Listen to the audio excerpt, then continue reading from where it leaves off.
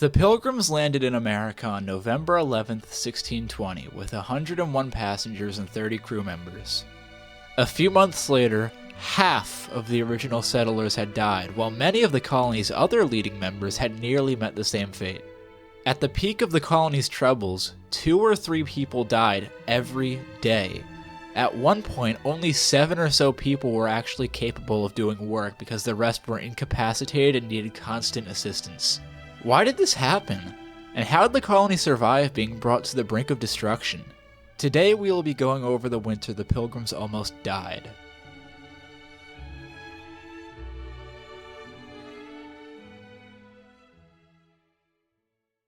The start of the Pilgrims' journey was relatively smooth. Though the conditions aboard the Mayflower were very cramped and rough, only 1 passenger died during the entire 2-month journey across the ocean. However, one of the main causes for the disaster to come began to arise as they crossed the ocean. Fruits and vegetables could not be stored on ships for long periods of time, causing many of the passengers to get scurvy. During their transatlantic voyage, the Mayflower was hit by several storms which often forced the passengers down into the cramped, unsanitary living space below the deck for long periods of time. A near-perfect environment for disease to spread. 4 passengers died while they were anchored at Cape Cod, more than the entire journey up to that point. Later, once they moved to Plymouth, they began building their colony. They built a common house for shelter and meetings. It would house many people over the next couple months who desperately needed a place where they could rest and stay out of the cold. Even this was not enough space, and many passengers stayed aboard the Mayflower while the construction of houses went far slower than they had anticipated. The next factor which caused the crisis was the fierce New England winter. The ground was frozen and covered in snow before the Pilgrims even arrived in Plymouth. By the standards of the area, the winter was relatively mild. However, it was still far from hospitable and only accentuated the colony's other problems. The cold made working more difficult and weakened the immune systems of the already malnourished Pilgrims, throwing gasoline onto the fire of the colony's disease epidemic. This illness brought the young colony to its knees. At one point, the number of sick people grew to such a level that only 6 or 7 of them were in good enough health to work. Progress in the colony screeched to a halt as the able-bodied cared for the sick who far outnumbered them. They rose to the occasion and worked tirelessly to help both their fellow Pilgrims and the Mayflower's crew.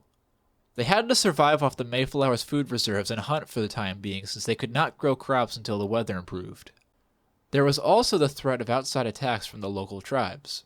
What the Englishmen did not know was that shortly before they arrived, diseases had wiped out the local Wampanoag tribe. That's why they found the land mostly uninhabited despite finding deserted towns littered about the area.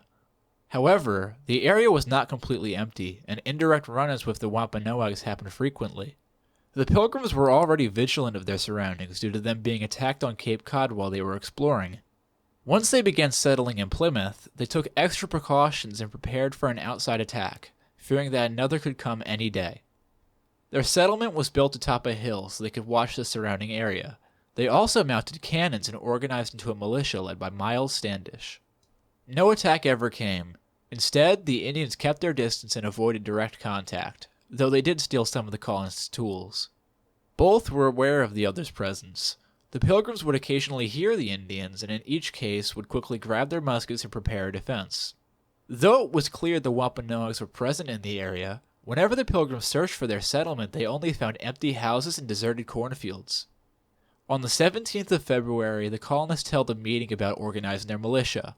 As they were meeting, 2 Indians appeared atop a hill in the distance overlooking the settlement. They signaled for the Pilgrims to come over and meet with them. The Englishmen then did the same, not wanting to risk an ambush, but this was unsuccessful and they quickly armed themselves and sent 2 men to meet with the Indians. They sent Miles Standish and Stephen Hopkins with a single musket, but as a sign of peace they left it on the ground before approaching.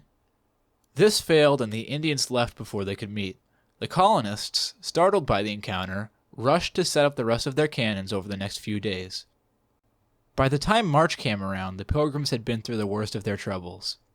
They had firmly established themselves in Plymouth, and the disease began to subside as the weather improved. They were still far from prosperous. Nearly half of the colony had died during the winter, and they fell short of their goal of building 19 houses, only being able to build 11. But they had survived and entrenched themselves to the point where they were relatively defended from outside attacks, the elements, and starvation.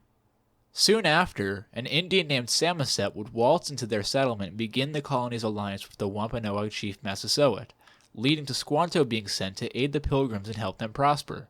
But that is a discussion for another time. In the face of complete annihilation, the Pilgrims stood strong, showing their endurance and moral character as those who were able tirelessly helped the sick and weak, running the risk of contracting the disease themselves. Through their determination, faith, and strong community, they were able to survive brutal conditions and heartbreaking tragedies. Their efforts paid off when the colony began to grow and prosper in the years after, most famously with the first Thanksgiving. It is because of their strength that we say the winter of 1621 was when Plymouth almost died.